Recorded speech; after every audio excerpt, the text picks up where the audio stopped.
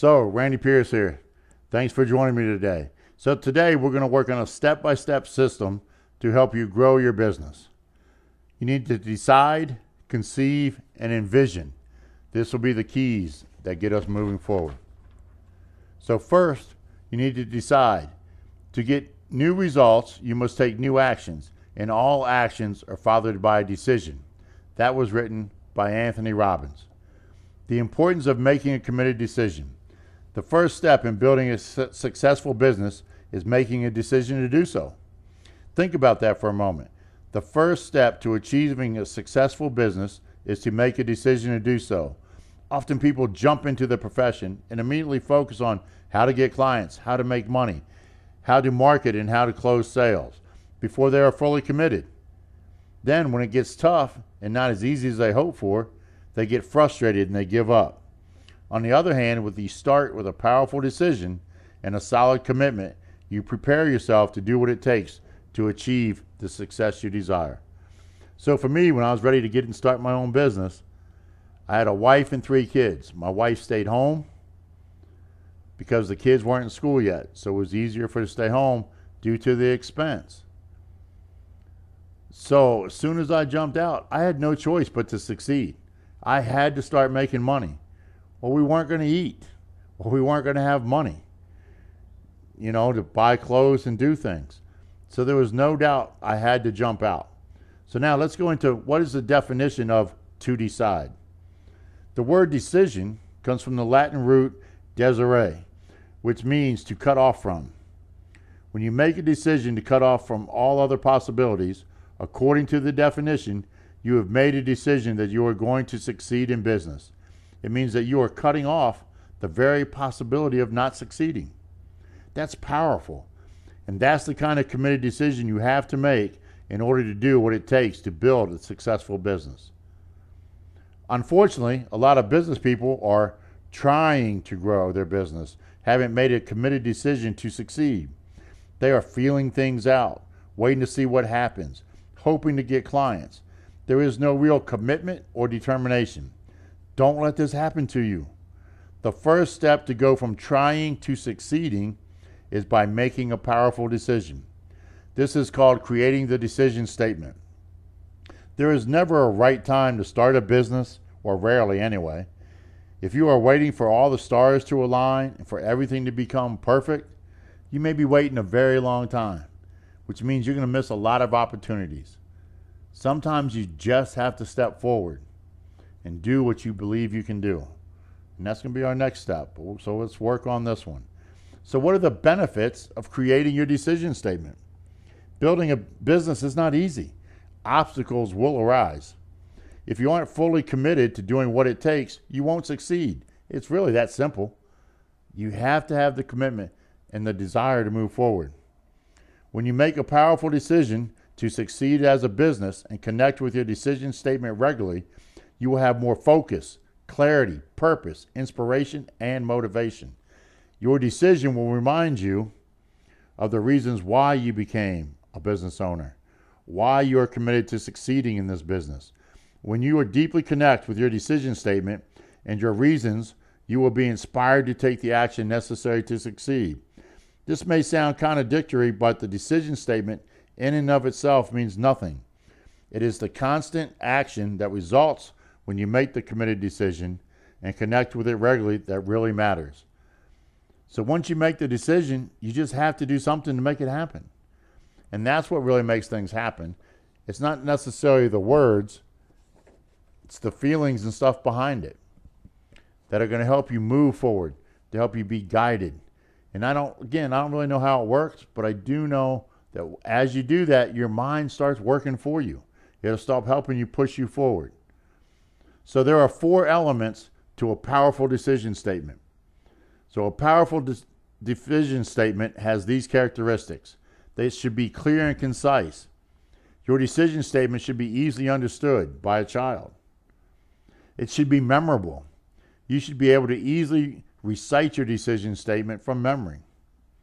It should evoke feelings. The actual statement isn't as important as the feelings behind it. This is really the key.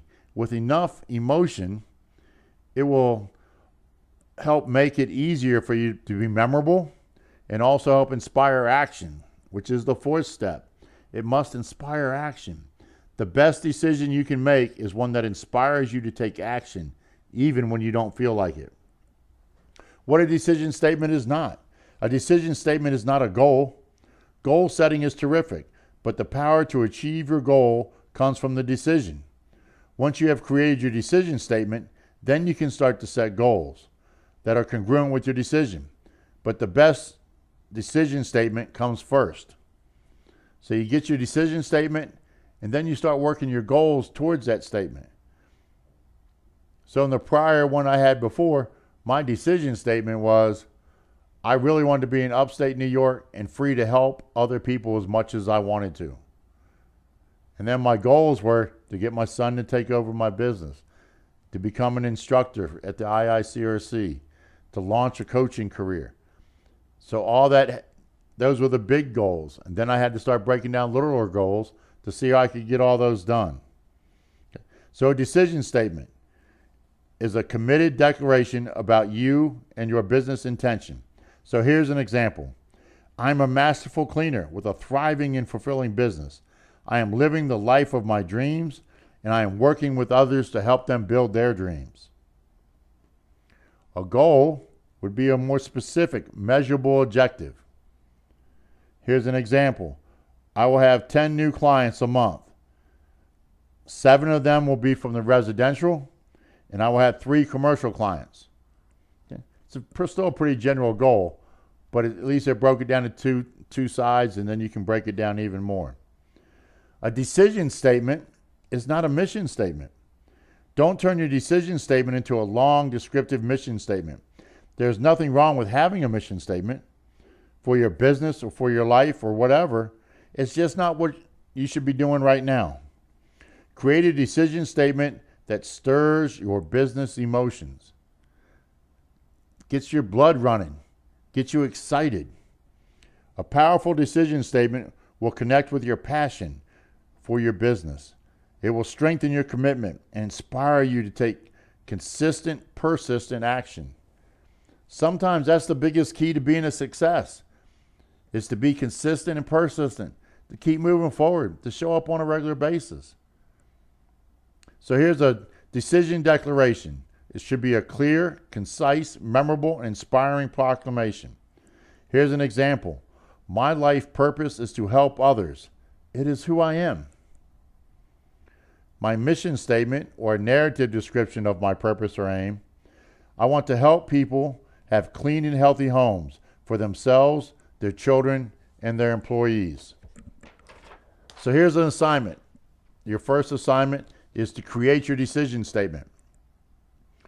Here's the instructions. Number 1, make a concise decision, a real declaration about your commitment and your desire to build a successful business. Number 2, ask yourself, what can I make right now that will spur me into action and help me be committed to being a successful business? Number 3, memorize your decision statement. Number 4, recite your decision statement daily. Number 5, post your decision statement somewhere where you can see it. Maybe even a couple places, on your monitor, on your bedroom or bathroom mirror, on the door at your work. You close the door, you can see it. Anything that will help you so that you can see it and start to feel it. So here's some more examples of decision statements. I am fully committed to building a successful cleaning business. I am doing this and I will not be giving up. I'm an excellent cleaner who profoundly impacts the lives of my clients. See, I like the last one. For me, that really hits home. It lets me know who I am and why I want to do it. Okay? Because I want to help other people. All right, here's assignment number 2. Decide on your financial goals. Now, if you listen to some of my other programs, I have the cost of doing business worksheet that's in an Excel format. So if you didn't get that then, or if you'd like it now, or if you didn't hear it before, you can email me at Randy, R-A-N-D-Y, at wwcir.com. Again, that's Randy, Randy, at wwcir.com. This will help bring these into focus. But here we're going to talk about some general things. So here's some instructions. Set your financial goals for your business. It's good to know your minimum and your ideal numbers for your monthly and annual financial goals. So number 1, determine your minimum net monthly income. This is the minimum amount of money you must bring home or pay yourself each month. Number 2, determine your minimum gross monthly income. This is the minimum amount of money your business needs to generate each month. This should have your monthly net income in it, but also your expenses for your business and also your taxes. And remember, your taxes are about 30% of your payroll. So if you're trying to bring home $1,000 a month, you're probably going to need to plan on making $1,300 plus all your expenses. Determine your monthly gross annual income. This is your minimum gross monthly income times 12. Number 4, determine your ideal net monthly income. This is the ideal amount of money you would like to bring home or pay yourself each month. Number 5, determine your ideal gross monthly income. This is the ideal amount of money your business generates each month, i.e. your ideal net monthly income plus expenses plus taxes. 6, determine your ideal gross annual income. This is your ideal gross monthly income times 12. So here's an example of financial goals.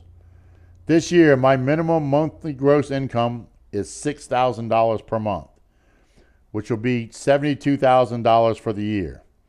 Ideally, I would like to be earning at least $8,500 a month or more in my business, which is $100,000 or more per year. Now, the reason for that is sometimes you're going to get tired. You might get at that $85,000 rank and go, you know what? I'm making more money than I need. I'm surviving. It's okay. There's some extra money here. You got to read that decision statement. Get your why out.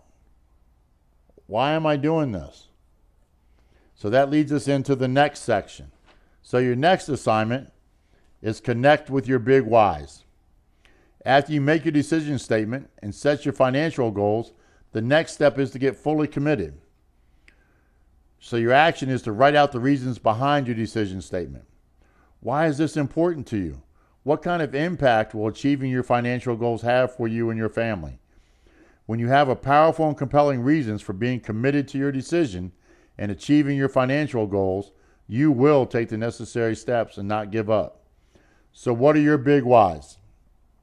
So when I first started this, I was looking at myself going, I need to turn my business over. I'd like to turn it over to my son, or I want to sell it. I want to go live in upstate New York. I want to start giving back to the industry to help me. I want to start coaching and teaching. So that's what I came up with.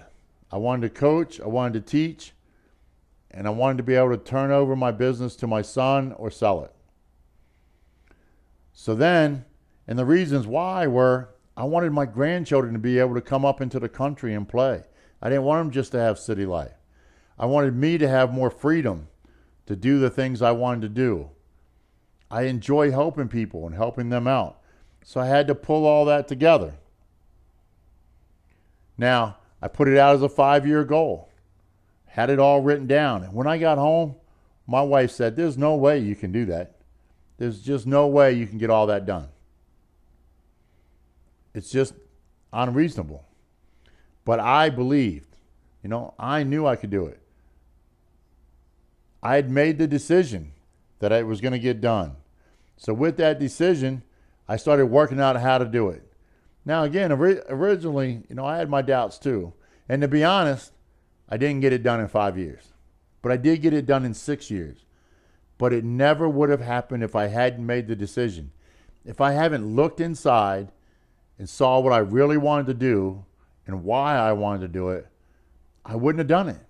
I'd have just kept going along, hoping I made enough money, hoping that there was enough money to do what I wanted to do. So in summary to this first part, Number 1, create your decision statement. Number 2, set your financial goals. And number 3, post your decision statement and ideal annual gross income where you can see it and read it. Read it out loud daily. Strengthen your commitment by reconnecting with your reasons, those big whys on why you want to get it done. When you say your decision statement and your financial goals. Okay, so this takes us into the second part, conceive. If you can conceive something in your mind and believe it to be true, then you can achieve it. That is something that Napoleon Hill wrote. The importance of belief. And Think and Grow Rich, the premise of Mr. Hill's book is that if you can conceive something in your mind and believe it to be true, then you can conceive it. Napoleon Hill makes the case that it is scientifically impossible to conceive of something in your mind, believe it that you can do it, and then not be able to achieve it. The very fact that you can picture something in your mind and believe in it, that you can accomplish it, means that you can. Isn't that powerful? The belief part is very, very important. If you can conceive of something, but don't believe that you can do it, then you won't. So as I shared a little bit there at the end, my wife didn't believe I could do it, but I did. I knew I could do it. And sometimes somebody else telling me no makes me want to do it even more. So usually sometimes that's even more motivation. Okay. But you can't set things so far away that you don't believe you can do it. And you don't want to set things so low that you know you can do it easily. You've got to push yourself. You got to reach out a little bit. So here's an example in his book, Maximum Achievement. Brian Tracy tells this story. There was a boy who graduated from high school who was straight A's. The boy took the SAT college entrance exams and received a report stating that he scored in the 99th percentile. The boy thought that being in the 99th percentile meant that 99% of the kids who took the SAT scored better than he did, as opposed to the other way around. That fall, the boy began college. He struggled and his grades were awful. So his advisor asked, how could you be getting straight A's in high school and do so poorly in college? The boy said, well, I'm not as smart as I thought. 99% of the people who took the SAT did better than I did.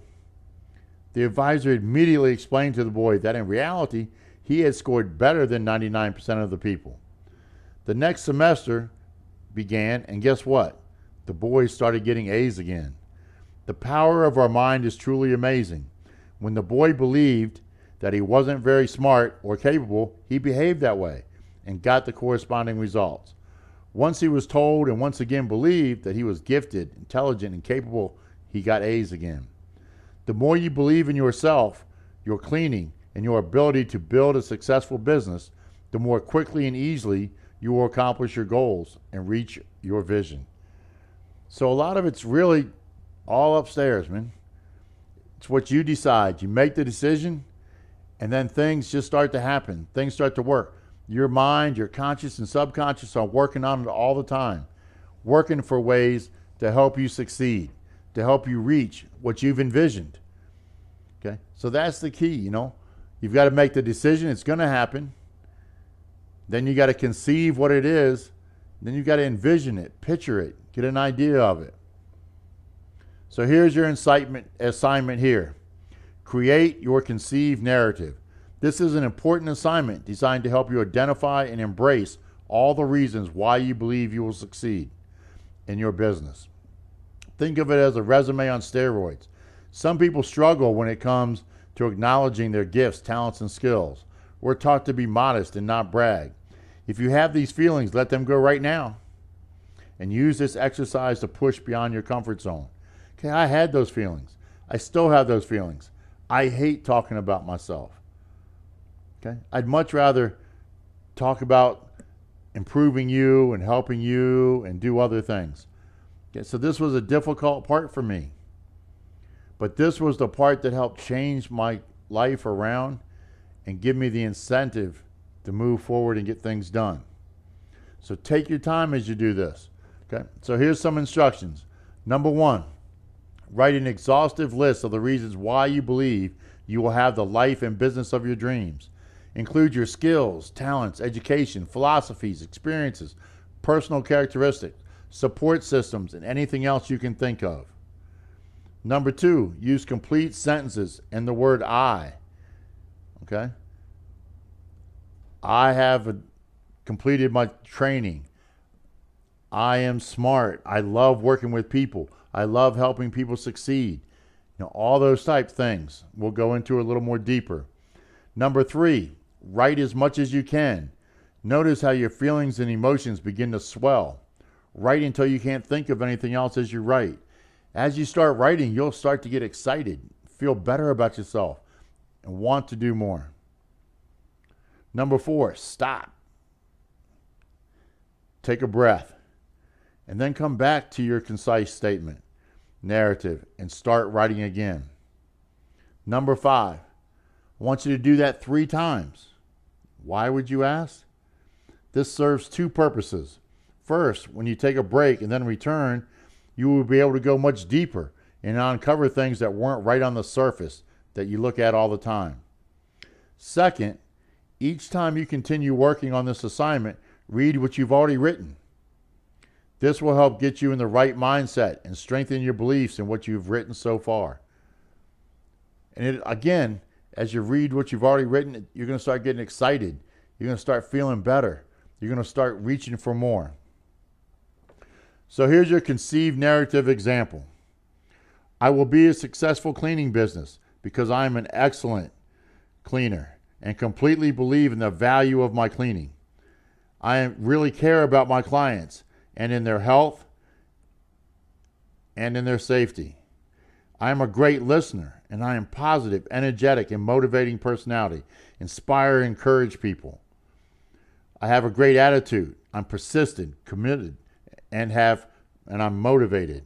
I also have excellent sales and marketing skills, critical for growing a business. For example, I have numerous personal experiences that make me attractive to potential clients and are useful in my cleaning, such as I have planned for this and have enough financial reserves to live on while I grow my business. I have a supportive friends and family. I have a great coach and a network of colleagues who I can learn from.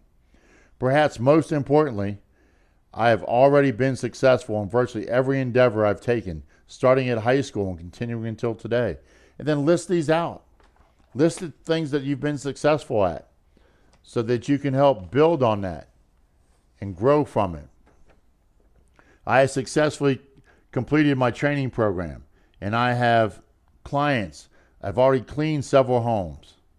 I'm committed to continually learning, and I will never stop improving and growing as I am a cleaner. I'm a member of the RIA or maybe the IICRC, and I'm also a member of the local association and attend at least one cleaning event or conference per year. So all these things will help grow you and keep you motivated, get you around other people in the business and going around with it. All right, so now that's going to take us to our next assignment. Create your conceived statement.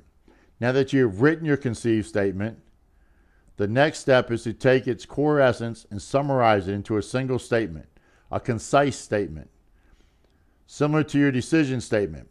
And a conceived statement should be easy to remember and should evoke feeling.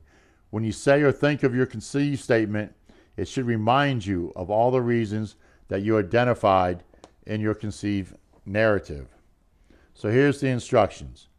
Number 1, create a concise conceived statement that captures and embodies the strong emotions and feelings of confidence that you experienced when you wrote your conceived narrative. Number 2, memorize your conceived statement. Number 3, recite your conceived statement daily. Number 4, post your conceived statement somewhere where you can see it.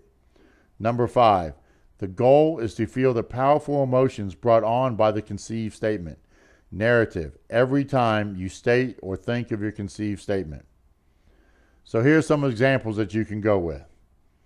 I can accomplish anything I put my mind to. If I can conceive it and believe it, I can achieve it. I can be and do anything I want. Nothing can stop me When I go for it, I really want it. So think about that. Take a break, pause this, and try to write those down for yourself. And then come on back. Here's another assignment. Create your learning and implementation schedule. Often the best way to increase belief is by taking action. When you take smart, strategic action in your business, you feel more confident. And we all know that success comes more easily when you are confident. So how do you become more confident? The easiest way to build your confidence.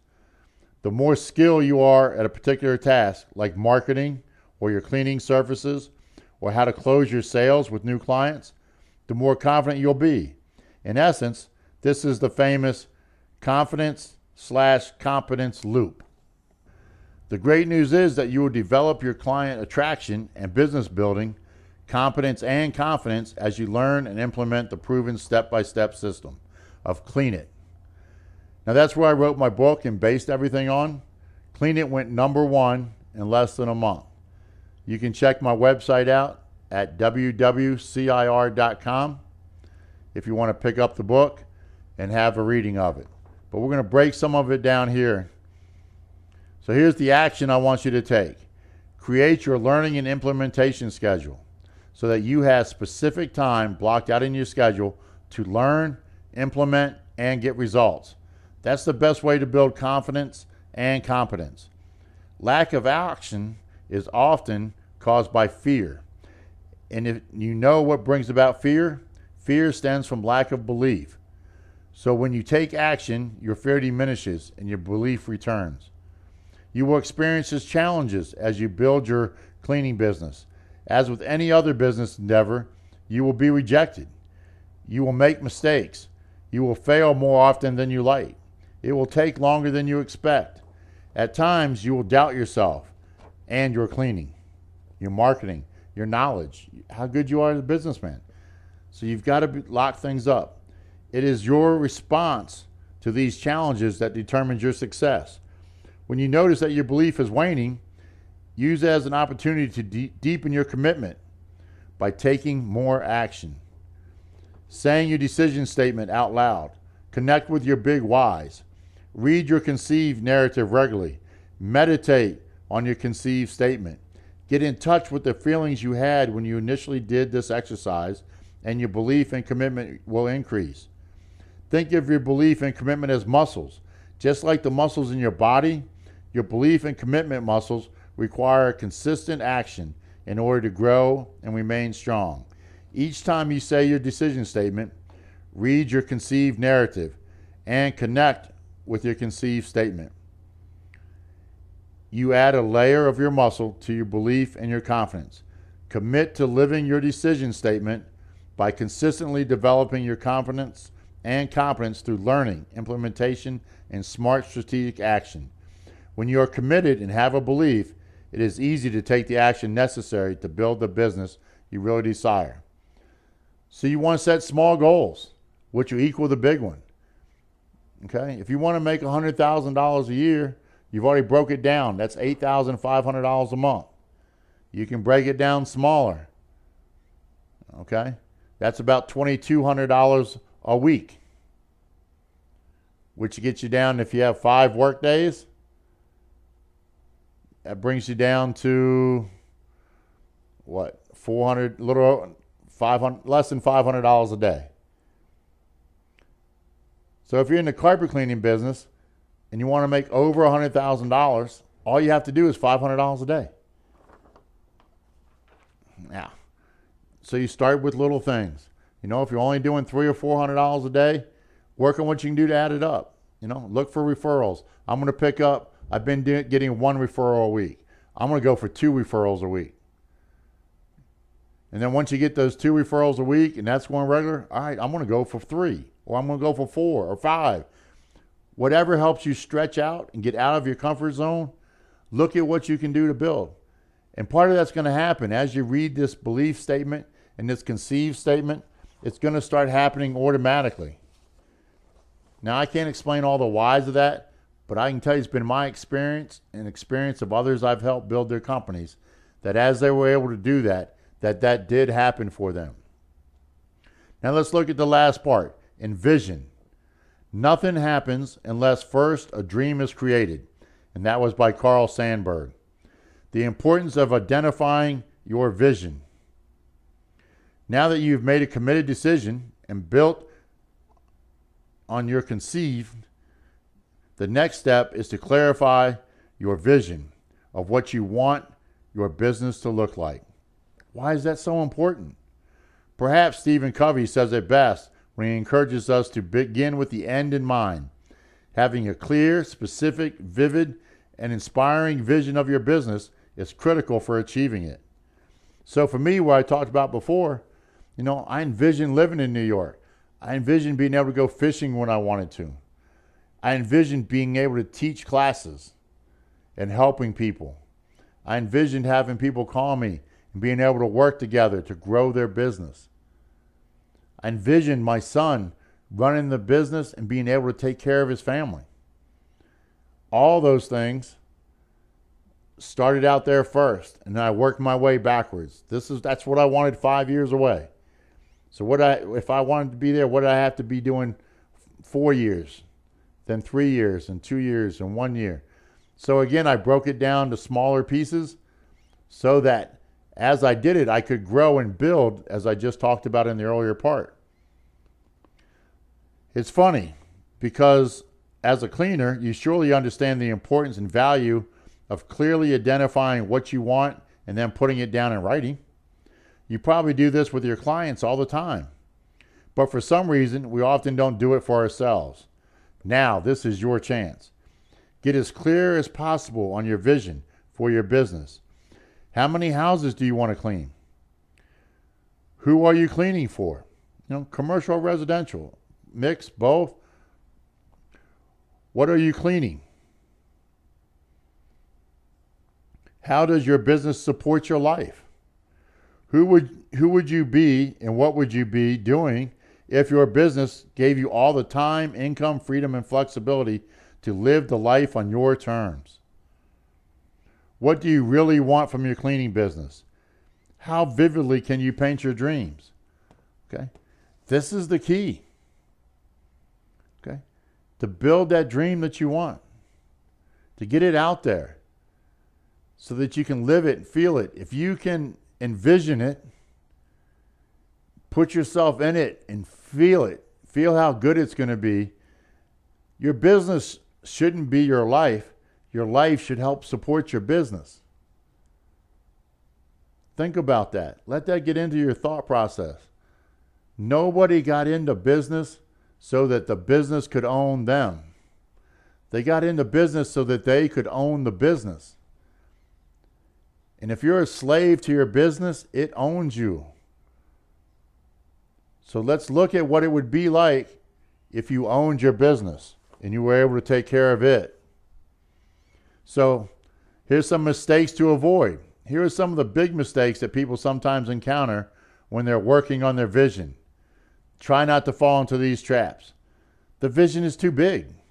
Some people have a tendency to create a grand vision without any intention or desire to take the actions necessary to achieve that dream. There is nothing wrong with dreaming big as long as you believe in your dream and demonstrate that belief by consistently taking inspired action to achieve that dream. Or your vision is too small.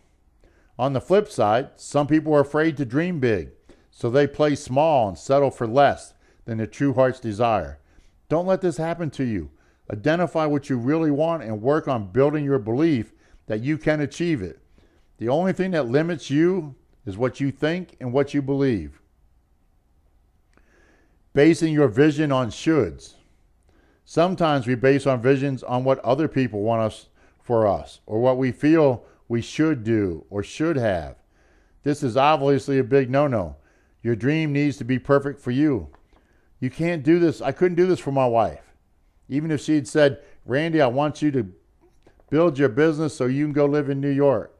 If it wasn't my passion, my heartfelt, I wasn't going to do it. Because when things got tough, I wouldn't put the time into it because I wasn't emotionally connected. I wasn't emotionally involved. Look, honey, it's just not working out. I just can't get enough jobs. I just can't make enough money. We'll have to hold that off. But then when it was mine, no, I want to do this. I want to be able to go up there and stand on the side of the pond and fish with my grandchildren whenever I want. I want to be able to have my grandchildren come out and garden with me and play in the woods. I don't want to be here in the city. It was mine. I owned it and I had the passion for it. Worrying about the how. As you work on your vision, do not worry about how you are going to achieve it. Have you ever heard the saying, when the why is big enough, the how will follow? The same applies to your vision. If you identify what you really want and believe you can have it, the how will show up. And I've talked about that a couple times in this talk. I don't know how all that works, but I can speak and testify of my own that it has happened in my life numerous times. And I've worked with others and had it happen in their lives.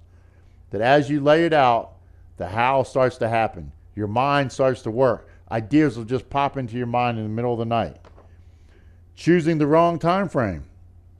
Some people are long-term thinkers, and you can easily create a vision for 5 or 10 years into the future. Other people find it easier to develop a vision that is not so far out. If you can easily see far into your future, create a 5 or 10-year vision. If not, pick a time frame that you are comfortable with. For me, I did the 5-year plan. And again, it didn't work. I had to reevaluate, and it ended up adding another year to it. But again, if I hadn't said it, I wouldn't have got it. If I didn't have the vision, if I hadn't conceived it, it wouldn't have happened. If I hadn't made the decision, it wouldn't have happened. So I'm asking you now, if you need to, replay this, listen to it again, but you need to make a decision. You need to conceive what you're going to do. And then you need to envision it, make you a part of that dream. And as you do that, the emotions and the passions will happen, thoughts will start to flow, and you will be able to build the business of your dreams. Thank you for coming here. If you want, you can contact me at Randy, R-A-N-D-Y, at wwcir.com. You can call me at 443-277-1874, or you can check out my website, wwcir.com, and let's see how we can build that dream business together.